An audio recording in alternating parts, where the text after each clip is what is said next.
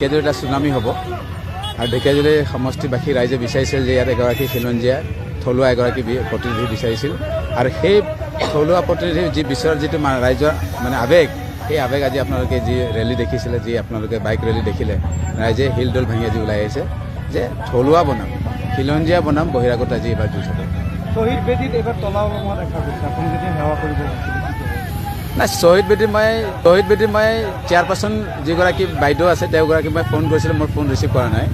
এইটো একেবাৰে বেছি মানে কি ক'ম আৰু, এইটো শ্বহীদক অপমান কৰাৰ নিচিনা তেওঁলোকে কৰিছে। আমাৰ কংগ্ৰেছ চৰকাৰৰ নেতৃত্বত কংগ্ৰেছীসকলেহে আমাৰ শ্বহীদ হৈছিলে।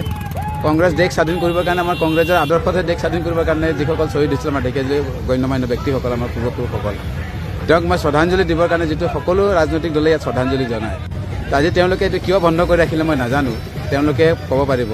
তেওঁলোকে চৰকাৰত আছে বুলিয়ে যে তেওঁলোকে যি মন যায় তাকে কৰি আছে, গতিকে তেওঁলোকে এইটো নিকৃষ্ট কাম কৰিছে। মই এইটো ক'ব খোজোঁ, যিগৰাকী দায়িত্বত আছে শ্বহীদ বেদী, তেওঁক যাতে সৎবুদ্ধি দিয়ক, এই ধৰণৰ কামৰ